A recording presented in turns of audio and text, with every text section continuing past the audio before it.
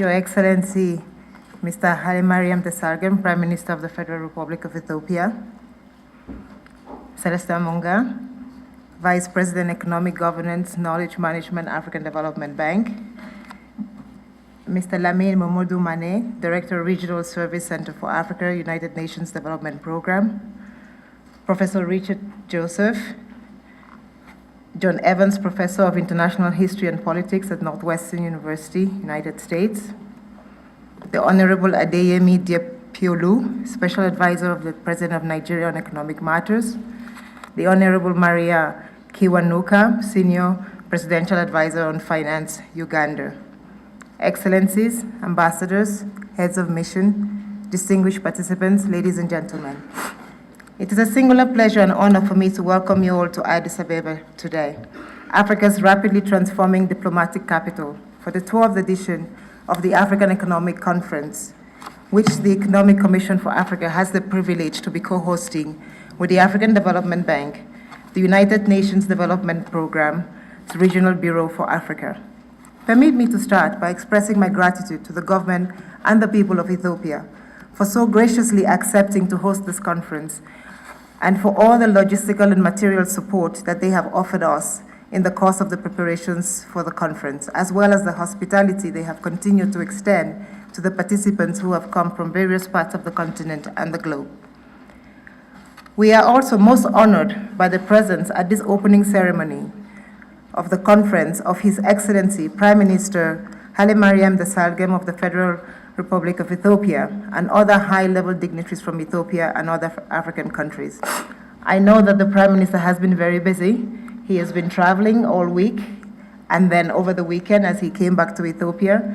So his presence here today, I think, is for us a great honor. We're very happy to have you, but it also, I think, underscores the importance of this event for Africa as a whole and the importance of the issue of governance and economic transformation for our growth processes.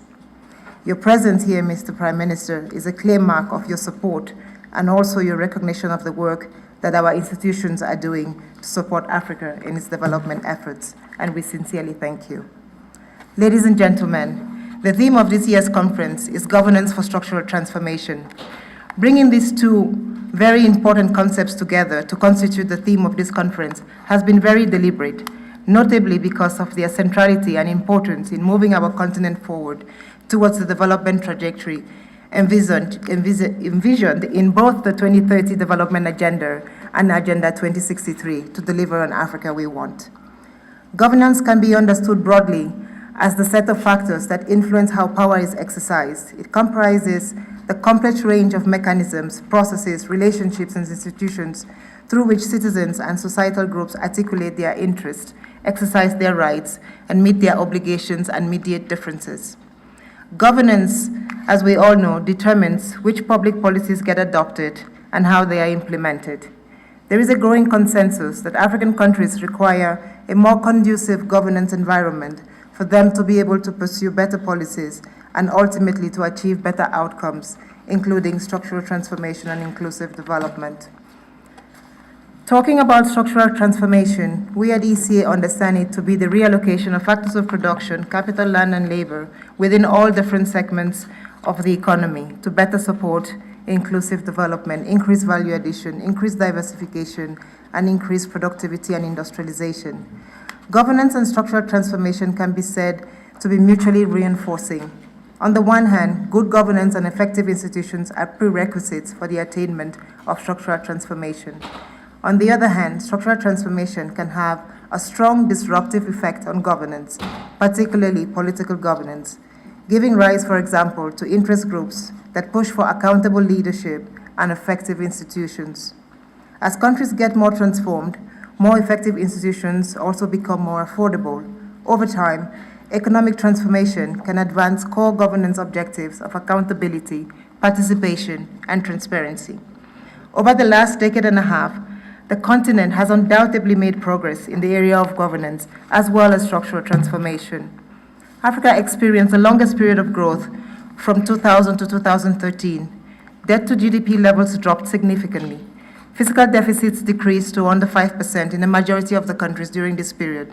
The percentage of people living below the poverty line dropped to below 50% for the first time in our history.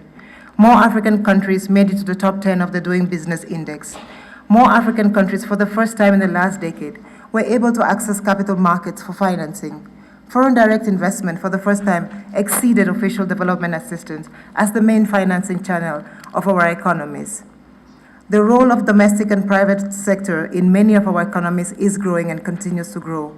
Monopolies are increasingly giving way to more competition in the telecom sector, transportation, finance, and many other areas. On the political front, many more countries saw the birth of more participatory and democratic elections. Africa broke substantially with its tradition of coup d'etats. Decentralized governments took root in many countries. Increasingly more women are taking part in decision-making across the continent. This has all been progress, and this has all been thanks to better governance and stronger institutions on the continent. The important question at hand, and why we are here today, is has this been enough? Is this enough? And has this progress been fast enough to meet the aspirations of its people?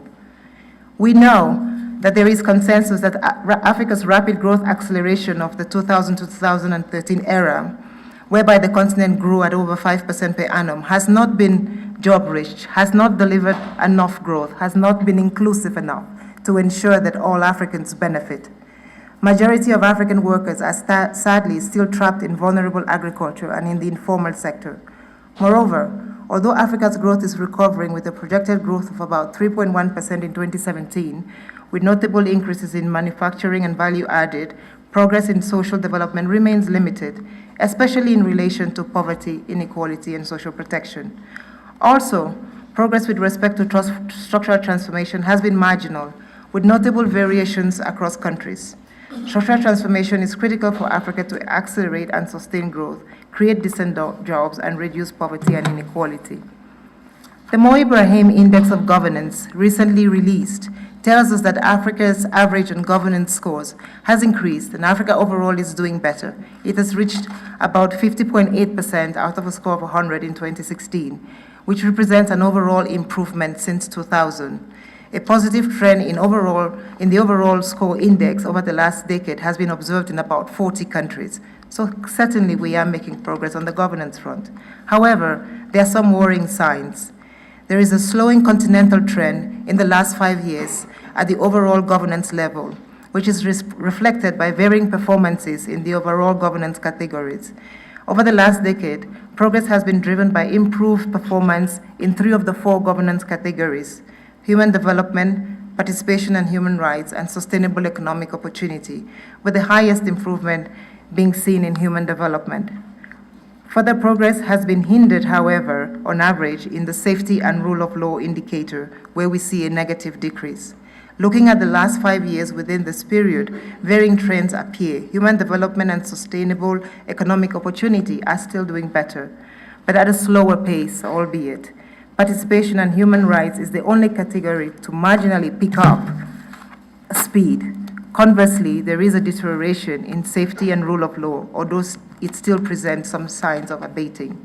The improvements in governance on the continent is also reflected in the decrease in the number of fatalities due to political violence of various forms, around 200,000 fatalities in 1999, and today it's down to 30,000 fatalities. However, some relapses of political conflict have been observed very recently in the cases of Burundi, Central Africa, and Somalia, as well as resurgence of conflict in South Sudan and political tensions in a number of other African countries. Some of these conflicts strongly reflect the lack of effective and inclusive governance processes in which all groups in society have an opportunity to influence policy making and prevent political tensions spilling over into conflict. On the trade front, there has been progress around the processes governing regional integration. Communities such as ECOWAS and the East African Economic Community, as well as SADC, have made progress integrating their regions, creating larger common markets of 300 and 600 million people respectively. However, more is needed, especially as pertains to free movement of people and goods. Customs and border controls in many countries remain a governance challenge. The African Union is working on a continental passport, and efforts continue in this front. Africa also needs to strengthen the governance of its regional integration processes, especially as the continent is increasingly pursuing continental-wide integration through initiatives such as the Continental Free Trade Agreement negotiations, which stands to create the single largest trade area in the world with over 1.3 billion people and 54 countries. Given the growing emphasis of Pan-African integration, Africa will need strong Pan-African institutions to set the terms of integration, ensure implementation, and resolve disputes. These institutions should take lessons from Africa's successful regional agreements, such as those in the COMESA, AEC, ECOWAS, and SADC, which also saw regional growth accelerate following their entry into force. Indeed, successful regional integration is key to supporting structural transformation in Africa, since intra-Africa trade is currently much more industrialized than Africa's trade with the rest of the world. As such, one could expect easing intra-Africa trade to encourage a shift towards greater consumption and production of manufactured goods in Africa. Indeed, computable general equilibrium analysis by ECA of the impacts of a continental free trade area show that boosting intra-Africa trade is likely to boost trade in industrial goods by about 66 billion, which one will expect to contribute to further industrialization and better improvement of the lives of the people on the continent, particularly the young. The fundamental reality is that the development and structural transformation are not an overnight phenomenon. Development results from long-term strategies, policies, and effective partnerships with various agents of the global, regional, and local production and innovation systems are needed. There are a number of areas where governance is an important and necessary condition for economic diversification, value addition, and transformation. Let me give you a few examples of why we think that governance and structural transformation are intricately linked. First, in the area of resource mobilization. Today, Africa still lags behind all other regions in terms of resource mobilization. Latin America, overall fiscal revenue to GDP is about 22%. On average, in the OECD countries, it's 34%. In Africa, it's 19%. So despite the long periods of growth that Africa has experienced, we have not been able to raise our tax revenues to GDP, which implies that we cannot respond to the needs of the people. The informal sector, tax evasion, and illicit financial flows are important issues of governance the continent must address to accelerate its transformation agenda. I am sure many of you are now aware of the perverse effects of illicit financial flows on African economies. In particular, these flows represent a substantial drain on the continent, which reduces the continent's ability to make investments needed in education, health, science and technology, infrastructure, gender equality, manage the issues of climate change in order to achieve its goal of industrialization. Indeed, the latest estimates from ECA indicate that over the period 2000 to 2015, Africa lost over 73 billion annually net through illicit financial flows, through trade reinvoicing alone. This is in addition to over 27 billion estimated net annual losses through other channels, as highlighted in ECA's forthcoming study on global governance architecture for tracking illegal financial flows. Taken together, this represents around 100 billion annually, and we know that this is a very conservative estimate. This represents around 4% of the continent's GDP. As such, strengthening the institutional architecture designed to tackle these flows must be a priority for the continent. In the area of infrastructure and energy, we all agree that without adequate access to energy, Africa will not be able to accelerate and sustain its growth process. However, today, over 600 million people on the continent do not have access to energy. Sub-Saharan Africa, according to a recent report, has only 300,000 kilometers of power lines, compared to an average of about 10 million in other continents. Access to energy is not due to lack of base resources. Africa's major hydro resources can produce about 283 gigawatts of energy. Less than 10% of this clean energy source has been tapped to date. Ethiopia, Niger, of course, and Guinea are a few notable examples. And here again, I want to commend the Prime Minister and the government of Ethiopia for having recently launched this weekend a huge and ambitious initiative to increase access to energy across the continent, which is being supported by all our institutions and the ADB that is giving about 100 million for this initiative. Underdeveloped energy infrastructure and growing demand could help attract more private sector investment and accelerate energy development. However, for this we need to to improve the governance processes for contract awards, licensing, to ensure populations get affordable prices, improve the governance of energy utilities, most of which are underperforming on the continent, and most of all, improve the governance of our regional power pool institutions. These are core and important governance issues that must be solved if we aim to achieve structural transformation on the continent. And the second important area, agriculture. 40 to 65% of Africa's labor force today is engaged in the agriculture sector, most of them women. It is widely known that no country has grown sustainably without developing its agriculture sector. It is the source of economic diversification and industrialization. However, the governance processes regulating the agriculture sector in Africa are still fraught with governance weaknesses. Land rights are not secure. The procurement process for inputs such as fertilizer and seeds remains highly political in many countries, undermining productivity of the sector and most of all its productivity and investment. As a result, food imports to Africa increased almost 4 times between 2002 and 2014, whereas we know that Africa can feed itself. 1 in 9 people is not adequately nourished on the continent, and 1 in 4 are actually and effectively undernourished people on the continent. In the fisheries sector, 23 countries on the continent make their livelihoods out of fishing. Governance issues continue to cripple a sector with enormous potential for diversification, value addition, and overall improvements in the lifestyle, especially of women.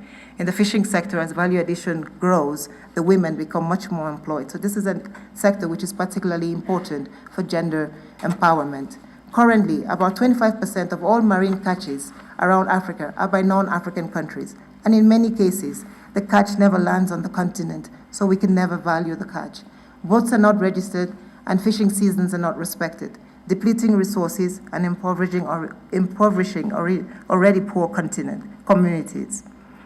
An appropriate macroeconomic framework is critical overall to ensure that governance and structural transformation take hold on the continent. Scaling up public investment, the public provisions of goods, maintaining macroeconomic stability to sustain private sector investment, coordinating investment, and development priorities are all the reasons why we think that today, linking governance and structural transformation is an important discussion that we must have on the continent if we are to meet Agenda 2063 and create an Africa we want.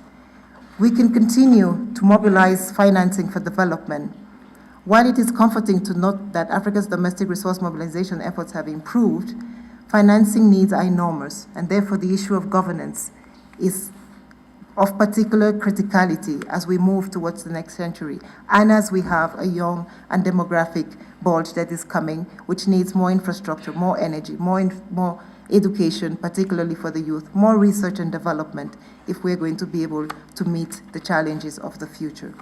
Ladies and gentlemen, in conclusion, I would like to say that the discussions that we are having here today, while Africa has made significant progress in improving its governance overall, as we can see with these few examples and with many more that I am sure my colleagues will give, there is still an enormous road to travel.